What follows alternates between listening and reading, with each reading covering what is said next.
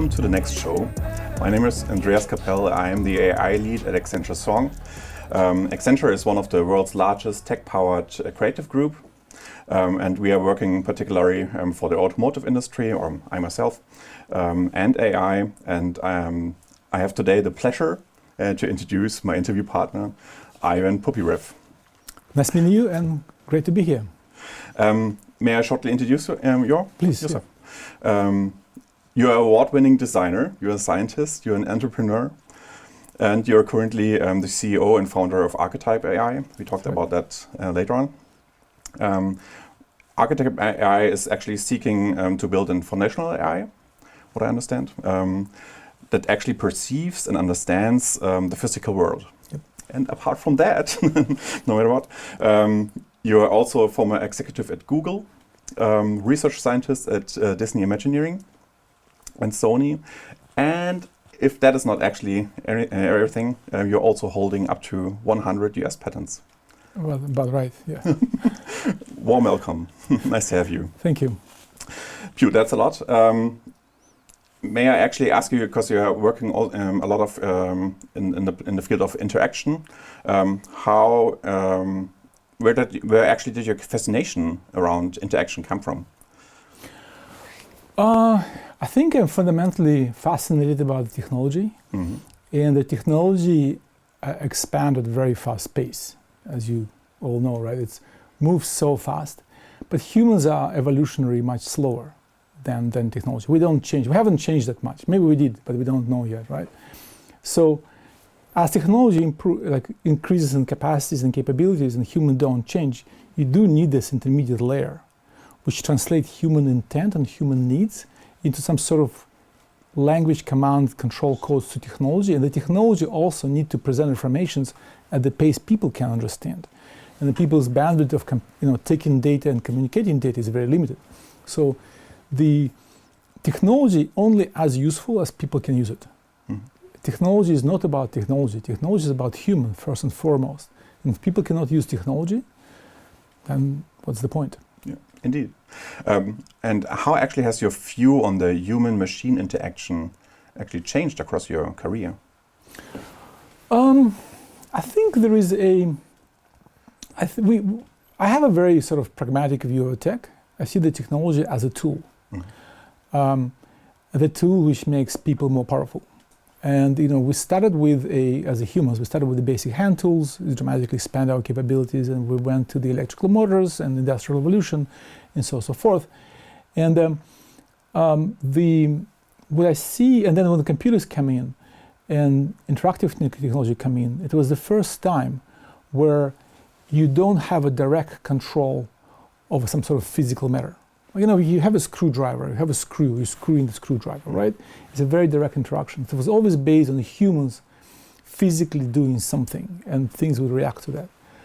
But with the technology, with the computer technology, you're creating basically sort of almost like a virtual world where technology can understand what you do, anticipate your needs, and then react to you in the way what you want.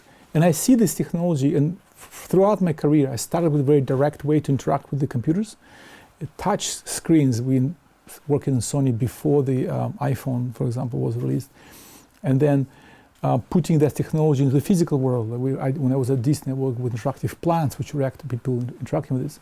But as I moved to Google, and as AI technologies started becoming more and more powerful, this dream of technology understanding humans versus humans understanding technology is becoming more possible, right? It's like because right now we're kind of forced to learn the language of technology and the language of computers and language of interfaces, which not necessarily the best way for interact with this. But now we can reverse the trend. Now computers can understand us and do what we want versus us doing what computers want.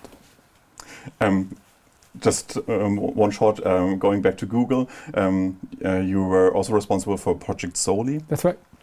And I was super amazed back in the days when I saw one of the very first videos where you actually were able to we could do it, yeah. turn the volume up just by doing a pinch gesture, where the thumb is actually or maybe you can actually describe it for yourself. Sorry. Right. So there is when we built Soli is a project based on a radar. right? So what we did, we built a completely new sensor where you have a millimeter wave radar, 60 gigahertz, be able to capture your motion. And the beauty about the radar is it's extremely precise and very sensitive. So like this, you literally would show like in early demos, you put like fingers like this and you move them slightly so humans would not be able to see, and you can see signals coming out. So, and I think part of the interaction is always reduce the effort to control technology. And the effort is also, a lot of that effort is mechanical motions. So we thought about like, when person plays a musical instrument, the precision of your fingers is absolutely incredible. Like you can do things which just robots still cannot do, And so how can we capture these fine motions of the fingers to control the computers? And that's where we come up with the ideas of micro gestures and the concept of micro gestures, and they build probably one of the world's first demonstrations how you can use micro gestures to control very basic functions. And like our original demo was that you have a device and you have a different place, so you can remove all the vision was to remove all the controls, remove all the buttons and clicks and everything like that, right? None of that mechanical nonsense. And basically you put your hands where you want it to be, and by doing the gesture, the model and the sensor will recognize it, and you can create these virtual controls. You can control virtual buttons like this, you can control virtual sliders like this, you can control virtual dials like this, because your hand becomes the only interface you need. And that was sort of like our vision. Your hand is the only interface you need, all other interfaces go away, and you can, in a space, control things just by imagining those controls. It was a very powerful metaphor, and I was a bit ahead of the time, because at that time, people just kind of getting around the idea of the touchscreens. So we go ahead of it. But actually, I see this happening. So we kind of plant the seed, and I'm really happy that, for example, Apple, for the Vision Pro, they are using early version of micro gestures. I think this work will continue. So this I see the importance of work like that. It's not necessarily just, okay, we're going to create a product, and this product is going to be amazing. And Soli, by the way, was shipped in multiple products around the world. But I also see kind of a planting a seed and changing the way people think about interaction. Because like overcoming this sort of preconceived vision of what's interaction supposed to be. Yeah. And that's kind of like, from that position, Soli was incredibly, successful project. In Germany, there's a quite famous gesture. It's that one here. It's actually the world's tiniest violin. But we did a demo like that. We did a little demo like little tiny violin. Exactly. We did exactly this. So awesome. Yeah. Talking about Archetype AI, right? Can you actually describe a bit what Archetype is about? Very high level. We're building foundation model called Newton, which is going to be a foundation model like ChatGPT, but for physical world, but which will look at sensor data. Because the way humans perceive physical world is through biological sensors, eyes, ears, and all of that. Machines perceive the world through artificial sensors, which we human built. And there is so many more sensors than humans have. It can see further than humans can do. It can see microwave like a radar. It can see temperature. It can see gas composition. It can see vibrations. It can see motion, which we cannot do. And they're so much more powerful. However, it's analyzing this data together as a single story what's happening in the physical world is extremely difficult. So we're building a foundation model which can take all the sensor data and give you sort of insights on what's happening and what's going on to improve your decision making. So foundational approach is very important. Mm-hmm. And what role does actually the exchange between, because I heard you bring in a lot of experts in there from various fields like business, politics, and art, and also science. Sorry, what actually plays the role in of talking to these various experts in your development? Right. So we are building this model right now as a horizontal platform. So there's a very common dichotomy between vertical models, which is like models which solve one problem, like robotics or self-driving cars or something like that, and the horizontal platform, which solve very many problems most common people have. So we're focusing on horizontal platform. I mean, a good example for horizontal platform is Google Search. Google Search is not just for doctors or just for the consumers to shop for the products, or for the news, or for the books. It's kind of this a general platform which allows to search for practically everything, right? So the search is a fundamental need. So we believe that AI and Newton can bring these fundamental needs, which can serve a variety of customers independently where they're coming from, because all of them won't have this fundamental need. So we're talking in order to validate this hypothesis, we obviously have to talk to all those people from all these industries and see what actually they want to do. Mm-hmm. And we talk to industrial partners, consumer electronics, we talk to the artists, we talk to the, we don't talk to politicians yet. And individual customers who using products and program software developers and see what they need if they have physical sensor data, like what's their problems they want to solve. And indeed, they're coming up with 3 or 4, actually more, very kind of like common needs everybody have. So, and if we solve, I believe that if we solve those needs with one model, but across a variety of industries, then it's really makes things better for everybody. Mm-hmm. With Newton, so this foundational model, you are able to interpret various signals. So radar, like in Project Soli, but also camera data, right, and various other sensors. When will Newton be available and how? Right. So we at the pilot stage right now. So we are working with we're a small company. We just kind of like became operational at the beginning of this year. Okay. Now, of course, there's a benefit that like 5 co-founders who founded this company, we worked together for 8 years. This is actually a whole team which built Soli at Google.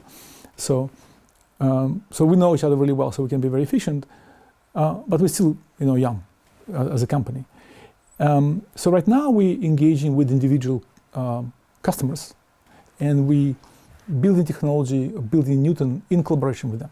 So we want to make sure that indeed the horizontal proposition is actually working, and we have to kind of work with a few customers to do that. So we have about right now 3 customers across different industries, and we do plan to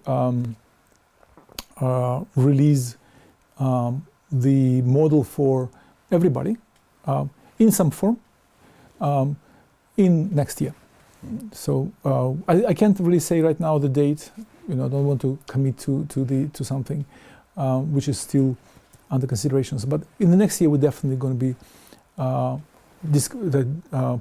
putting the Newton out, and there is the way people are going to be using it is through the APIs. Right? It's like we fundamentally targeting right now B2B business proposition. Some of our customers we're talking to actually have the end customer at the end, right? Like a consumer at the end. So we do have to be aware what consumers want to use with technology to make our partners successful. But fundamentally, it's a enterprise level product. It's going to be initially, so that enterprises can use it and improve efficiency, solve problems they didn't have, so on and so on and so forth. Awesome. Can you actually describe the business model a bit, Ron? The business model is based on consumption, right? So if you have a data you need to process, you use our model to first train your own version of Newton, which becomes your version of Newton with your data, which knows about your business, and it becomes kind of your thing. And that's part of that is going to be a service to provide people the opportunity to train this model as one part of the revenue. Second one, once model is running, when you're sending the data to us, it's consumption, how much AI you use. So very similar to what other AI companies working on to give this kind of token-based consumption model. And the third one is we see a lot of customers not wanting to use cloud-based solutions, particularly in the physical world. Factories, they want to things stay in the factory. Automotive industry, we're talking to quite a few of them. They want to run the model in the car. They don't want to connect the car to the cloud, so they want to run there. So the third way to consume is like when you take this model you designed in the cloud and train and figure out the stuff, then take pieces of it and distill it into the small model which can run on the edge, on the server, without necessarily going to the cloud. And that's going to be some sort of licensing proposition. So three ways service to build the models faster, better, and cheaper. Way to, if you don't want to run anything on the edge, you just can data send to us and pay for consumptions as you want. Like if you want to do a lot, it's fine. If you do want a little, it's also fine. But also license a subset of the model and then run it on the edge. And then you don't pay anything, just pay for license and you can use as much as you want. Awesome, thank you very much. Talking a bit about the future, how can they actually ensure that the development of physical AI, like for example Newton, or similar technologies remains inclusive and actually takes different global perspectives into account? That's a question. I think we need to separate, first of all, I think we need to separate, when it comes to AI, I think we should separate a training stage of the model, when actually building the model, and inference stage, where you're actually using the model on the edge. In order to train the model, I think the inclusivity of different types of customers and different types of businesses and different types of category of users, it's based on data you use to train the model, right? So the data has to be inclusive. If the data is inclusive, the model is inclusive. Mm-hmm.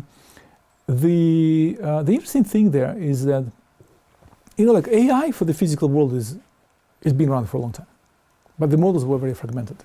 You're just making, for example, as I talked today at the conference, you can train a model to just one gesture, right? So, and there's only so many people you can use to train the gesture. You can add robots too. I don't know, do we want to be inclusive to the robots? It's a different story, but you have robots, you have people, you have a synthetic data. So there's only so much you can do for a model. And again, as I mentioned, if you, in a verticalized approach, if you take this model and apply to somebody else, some other use cases, even slightly different device, you have to retrain the model again, in many cases, and previous data kind of goes away. So I think what's interesting thing for me is that original models for and we deal with human-computer interaction, you have to deal with people, so it was very difficult to have it inclusive, because the cost of producing every model was really high. I think the foundational model approach with producing with Newton is actually lead to way more inclusive models, because you can accumulate the data as you're building the model. If you're adding more use cases, if you're adding more data, the data becoming accounting for more and more variety of people needs, people reactions, and so on and so forth. Indeed. As drivers of digitalization, which ethical issues should we actually discuss particularly intensively in the coming years?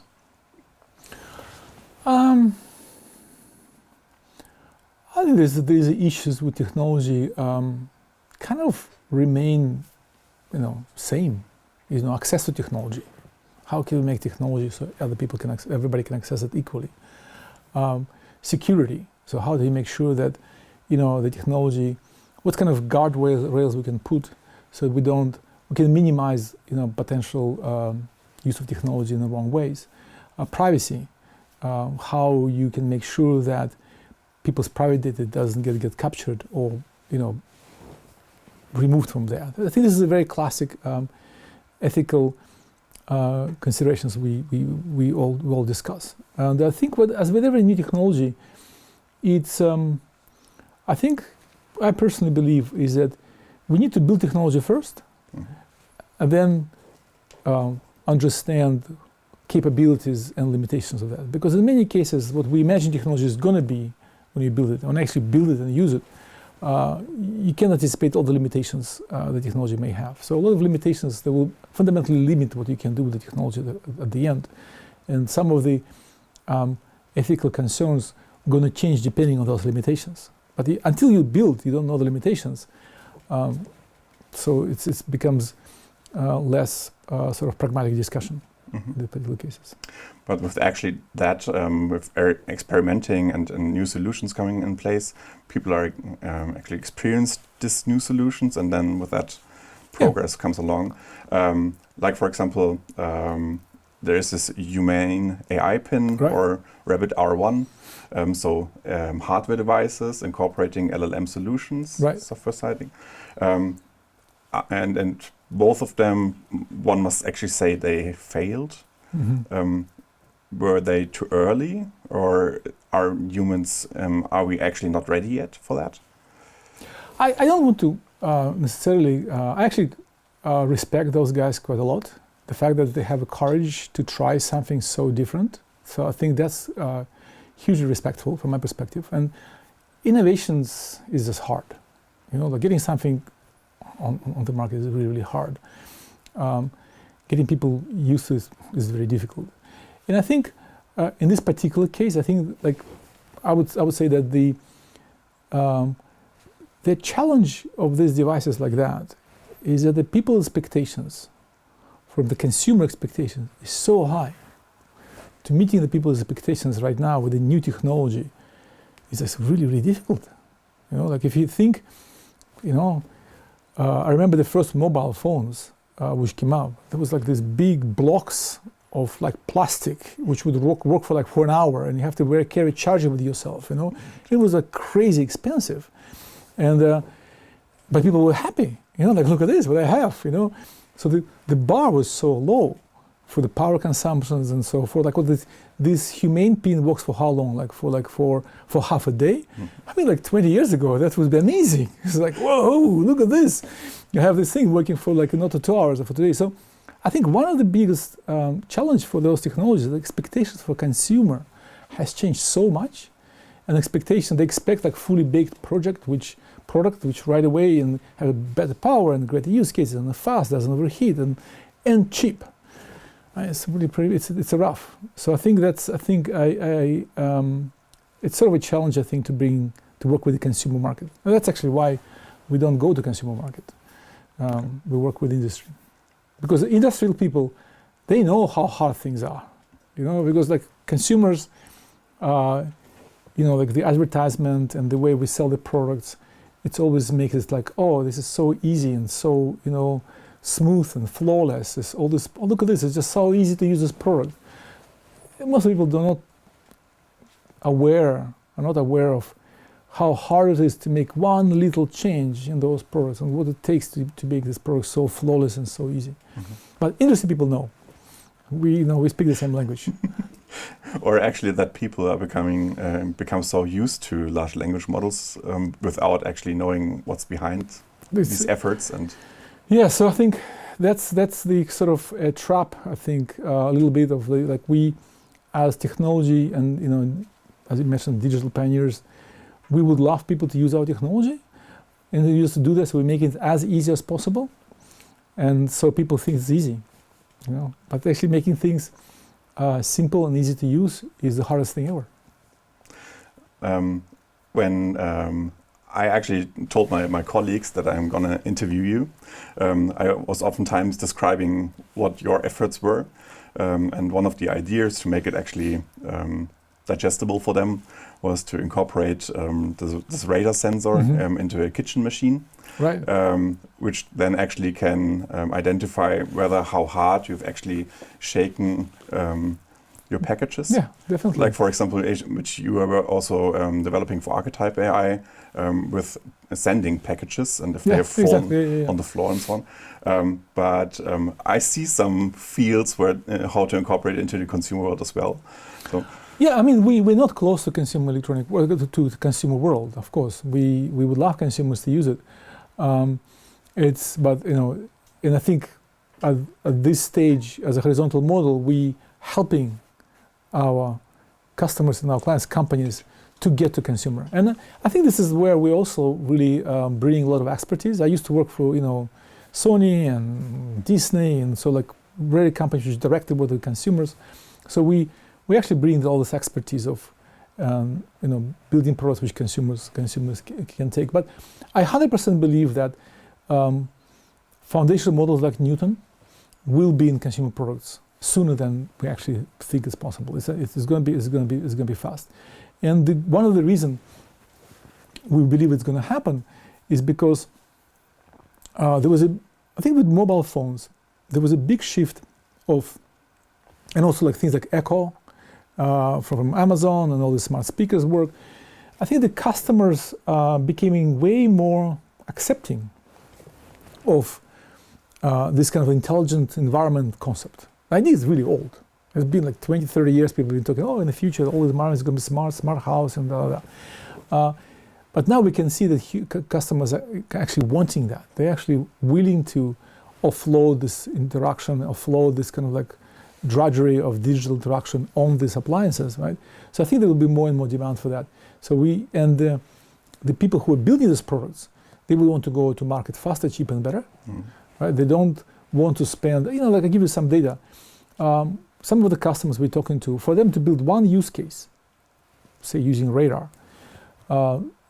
to relatively simple for their customers, takes about 12 to 18 months just for the use case, and team of like 6 people, right? That's not sustainable. You can't, because they're doing from scratch. You have to build from scratch, you have to find those use cases there. So that's why the platforms like that would dramatically accelerate acceptance of new use cases, exciting use cases, will give people opportunity to explore and experiment with different things. Try things new, try things which kind of edgy, try things which are a little bit like unusual. And eventually I think it will create this completely new experiences which we never thought of. And that's why we're so excited about parallel, like horizontal model, because there's only so much we can do as Archetype. But the larger world of people who build with this, could build with this technology is so much bigger, and there's so much more opportunities to actually bring this vision of the human-computer interaction from 20 years ago to the reality. This is sort of my hope. Can you give us a hint where we can actually already experience, or in the near future, experience Archetype? Come to Palo Alto. Awesome. Many thanks, Ivan. Thank you. It was a pleasure having you here, and I'm having my personal fan crush moment right now. I'm really happy. Thank you for your time. Thank you so much. See you. Okay.